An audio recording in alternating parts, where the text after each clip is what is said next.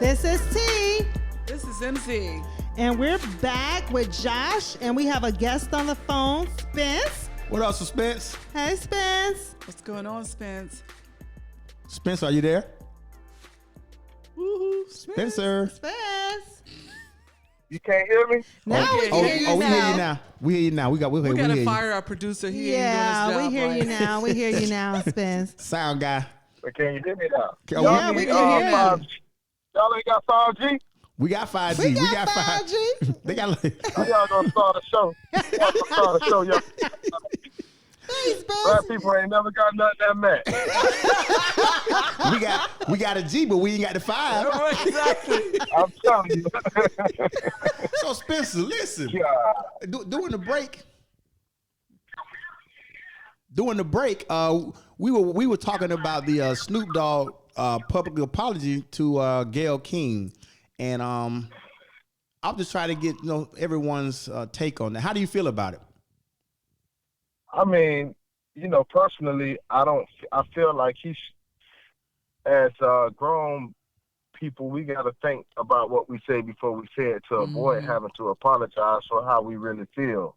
We should not have to apologize about how we really feel if that's what we really feel. Now, I understand that he's in a public eye where he, has to be a sample to different people, but if you apologize openly like that, then, I mean, you shouldn't have gave a opinion in the first place. Well, he also said that he apologized. I mean, he did that out of emotion because he loved Kobe Bryant. And so when she said what she said, it just came out. And he also said his mom told him to apologize too. Yeah. Well, I can understand your mom, but the thing about it, I feel like even in that sense, like, what Gayle said emotionally struck us. So That's are right. we not That's to true. act out of emotion when it emotionally struck us? She didn't although it may have been strategically done or how can I say this, strategically preordained, meaning that I look at people like Gayle, Oprah, Lonnie Love, and the things that they do, and I look at it like it's an agenda They planned for it. our counterparts. So I look at it as pre-planned and scripted. So if our counterparts use our women to pre-plan things to strike emotions within us, then if we react to that, are we wrong? I don't think we were wrong. I don't think you should apologize because you know how we are, you and I.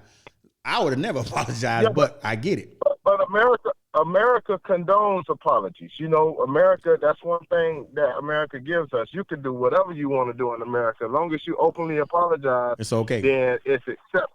You understand? And that's what makes America America. But I think that he should have stood firm to a degree, because even though your mom tell you to apologize, that kind of situation not going to strike your mom the way it's designed to strike us as black men. You understand? And if we got to go, and we can't act out of emotions when things are strategically, designed to get to us. I mean, granted, he could have did a different approach. He could have did it more tactfully. What I mean? Yeah, he could have been more tactful. But when your emotions are high, how can you be tactful? Well, he didn't have to call out her name. Right. Well, everybody called out her names. It wasn't just him. I think like 50 million people called her out her name. Well, I'm sure. Boosie also, Boosie who? what they would say rant. Boosie the rapper. He was the first to. He was the first to rant. He put a video out before Snoop. And also Steven. No, actually, Steven, the guy played basketball for. Steve, man, he was the very first one to go off on her, and then Snoop came right behind him. Steven Jackson, the basketball player. Do Donald Trump or white people apologize? in No. opposition apologize No. when they act emotionally? No, they So do not. why should we be conditioned to apologize and told to apologize when they don't apologize? Because it's our nature. We're more moral. It's It's our not our nature at all. It's not our nature to apologize. No, it's not our nature. That's not my nature. That's not my nature. It's what we've it's been your mother's conditioned. nature. It's what we've been. His point is we're being conditioned. It's what It's what she's been conditioned. The things that you're saying right now only proves my point because of the fact that they get to us through you guys. You understand? You mean through the black women. Yeah. Well, we're emotional beings. No, that's not true. You are anything that you want to be. I mean, you got to think. You adjust accordingly to the situation.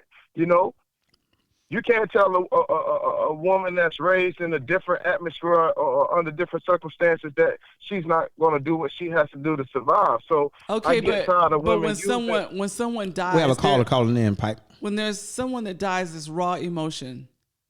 And in that case, it was only a few days after he died that he came out and said what he said. So, you know, we're gonna react to that. Yeah, but what he's saying is right. what he's saying is a white person in power who has that has no feelings. They have, but what I'm saying, what he's saying is this: they don't apologize when they step outside and go off. Trump ain't never apologized by saying grab by the pussy. Exactly. He never apologized. No, he don't apologize for nothing. Okay, so why would Snoop apologize? We don't even expect apologies from them at this point. They still ain't apologized for slavery to a certain degree. So we don't really even expect that from them. You were way but back. we expect. No, it's current. I'm just saying expect. I mean, it's just showing. It's just in a more systematic approach, but they're not apologizing. But through women, they will get us to emasculate ourselves to apologize for something that we very well meant. Because he really meant that. When he said what he said, he meant every single word. Because I felt it. He was speaking for me. Yeah. He was speaking.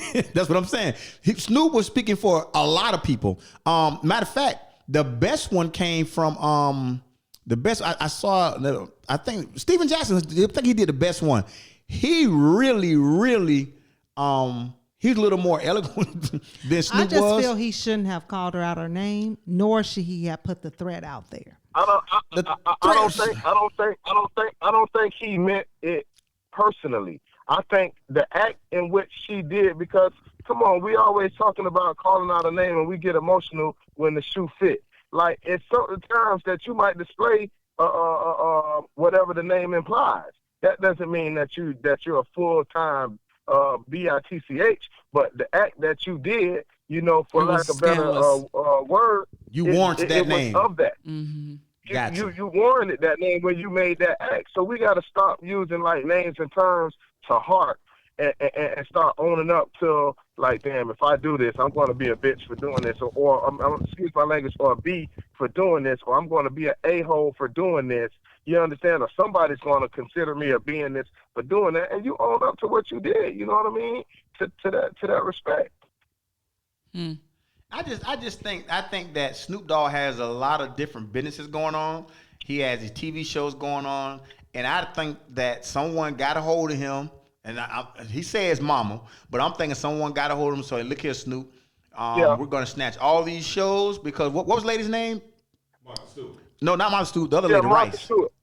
Oh, Susan Rice? Susan Rice. Right. Susan Rice went on Twitter and said, if he keep going after Gayle, a whole army gonna go after him, and he's not gonna like it. It's not gonna be nice. So this lady's very powerful in politics. So when she said that, Snoop came right out and apologized. So I don't think it was so much as his mom. I think it's that he had the might of the United States government and Hollywood bearing down on him. Exactly. That's what happened. But exactly. But that's just like being chastised. You know what I mean? They came through, through certain channels to chastise him. And that's the worst kind of like. I have a guy on Facebook. I'm going Facebook Live. He says they hold the black man in a different statue than the white guy.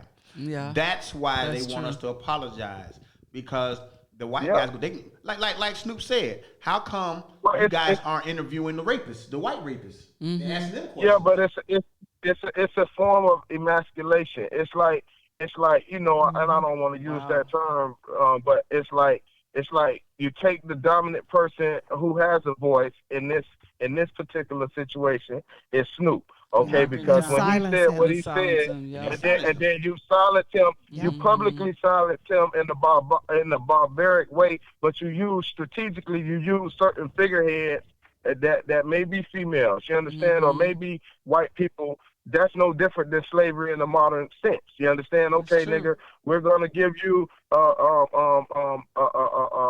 platform, but we're not gonna let you use that platform to go against our agenda. And that's exactly what happened. They gave a platform because he has all these shows. So he got what they would say, for lack of better words, he got beside himself and forgot. Yeah, he got beside. All right, and that's no different. And we're seeing it in that standpoint. And if we can agree on that particular situation, then it's no different than a Bill Cosby situation or anybody who feels like, okay, well, you guys accept me. You watch my shows. We could have conversations together. But when you get beside yourself, it's no limit to how they will chastise you or reprimand you for getting beside yourself. Well, somebody on Facebook said a couple of days ago, they were like, why she didn't interview Mike Tyson, ask Mike Tyson about his rape. Because she knew it was going to happen. Kobe passed away. He was going to bite her ear off. He going to bite her off. Kobe couldn't defend himself, so that's why people were so angry. They wasn't angry about her saying it. They were angry because white ass man while he was alive. He couldn't defend himself. He couldn't defend himself. He couldn't defend himself. And plus, this man has a wife and kids that have to hear this. And it's a possibility that the kids didn't even know that this had even happened. It's a possibility the kids, because it was so old, the kids aren't even that old. This happened 16, 17 years ago. The oldest one was 13, and I think she passed. No, the oldest one is 16. 16. Mm-hmm. So she was a baby when she was a baby when it happened. So it could be a possibility. They don't even know about this. Yeah. And you just listen. You picked the scab, and it bled. Exactly, and the scab wasn't even. The scab didn't even form yet. You know what I'm saying? Yeah, it was so early. How do you think too early.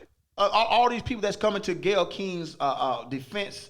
How do they think his wife feels Kobe's right now? Wife, Exactly. Hearing that. Yeah. Because he had to apologize to that lady. I think he bought her like a $4 million ring and all kind of stuff. So how do you think she Gayle bring it up again? Gayle also mentioned she was doing. the fact that her network only put out like a snippet. They only put a small snippet out of the interview. Or a snippet out of an interview. In that case, you should be more upset with your network and see where you stand with your network, that they would throw you under the bus that if that was the case. She feigned like she was upset with him, but she really wasn't. Because if no backlash came out behind it, she would have said it was a great interview. She would have never said, she would have never apologized to Kobe White. She would have just thought it was great. She only came out and said that Snoop network. Jumped. It wasn't just Snoop, because the first guy, like I said, was Steven Jackson. Mm-hmm. She only came out and said something, made her little video about the network putting out there, because she didn't know. Well, she did know. She knew the network was doing it. They don't do nothing. She knew they were putting it out there. But she had to read the question. She had to defend herself. Yeah. How do we hold Gayle accountable for that? I mean, do we accept her Popeye's chicken sandwiches? And no, because Gayle knew what she was doing, and because I'm gonna tell you what Steven Jackson said. Steven Jackson said that Gayle is a political figure. She's also a journalist. She is the gatekeeper of what needs to be said and about black people. So by her having that platform, she knew what not to say. And if somebody else said that too, they were like, "Wait a minute, Gayle, you know, you got to." Oh no, that was Tracy McGrady. He said, "You got to protect us, Gayle." What he mean by us, he mean black people. You have to protect. Who's going to protect us if you're just going to go, if you as a black woman is going to tear us down? Who's going to protect us because you have the biggest platform? And Oprah Winfrey's your best friend. So. Yep. I mean, but that's why I feel like that's why she has the biggest platform, because I think she's compromised. Yeah. My friend Tim said, as a black man in the industry, you have to sugarcoat every single thing that matters. White people have no control. I mean, white people have control the check, so they control the narrative, point blank. So they are in the position, they own the newspapers, they own all the radio stations except for Sylvia Rome. That's true. But they own also, they control the narrative. But should we get mad at them for owning this, or should we step up as a race and make a difference? Well, Snoop Dogg did step up. And you see what happened. They silenced him because he cared more about, Snoop cares about the millions that they were putting in his pocket. I know, as a business person, you have to think business first. That's why I think the young lady said we have to be more tactful. But even when we're tactful they still will silence us in a barbaric manner because they will go for our pockets. And even if we pull together, we still don't amass the wealth that they amassed to fight that battle. You understand? True And that's statement. all Yeah. the Yeah, more we don't- why we have to be thankful. It takes money to stage a war, and we don't have the money to go to war with them. Nope. No, we don't have the resources. They At win. all. They win every time. We back down. Well, we got the knowledge. We have the knowledge, but without the You money, just outsmart them. Yeah, we you don't. can't. You cannot smart people who print money. Yeah, They just yeah, outsmart them. Because what they do, they give a select few of us money and platforms. And we'll take it back in a I New mean, York and they minute take if it we back. don't do Well, what they you want see us what to they did do. to Steve Harvey? Yep. It came out. Man. It came out that What came out? it came out that he said them white boys. He was talking about them white boys this, the white boys that. They got a recording, and they fired him. Oh, But he's wow. back. On which one? Back where? He got. I mean, He had I know they 5 took shows. like He down his. to 3 now. They took his radio station away and all that other stuff. He's and not now back his, on the now his radio. radio station is back. But his what about stuff the is coming TV back. shows? What about any? I don't know. But you see what happened? Yeah. They had to take it away and let them know. Hey, Yeah. I never knew what happened. Didn't say that. Me either. Everybody wondered. at this, Monique at said what this happened. She had point, the whole thing talking about what happened. Monique told it. Yeah, her husband told her. She had a whole. If you go on YouTube, her and her husband have an interview, and they're telling her exactly what happened. Exactly what happened. So yeah, people know what happened. He just say Steve has just came out and said what happened. Well, he used Monique as his mouthpiece. What is it? No, he didn't want to use Monique as my. Monique's the one who put it out there. Yeah, so But that so goes what's to the- show what- what he said is true. What's the moral or the conclusion of and how is this situation going to better us, or what lesson should we obtain from what happened to Snoop? You know, the lesson that we had learned is what Robert Townsend and Bill Cosby and the Wayne brothers were trying to do.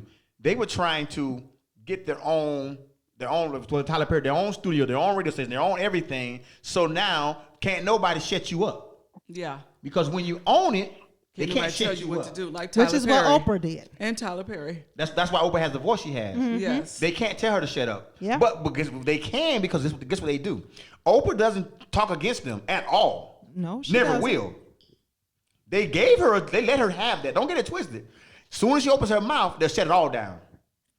I think what happened and what happens it's like no different than any of us if we subscribe to the American dream.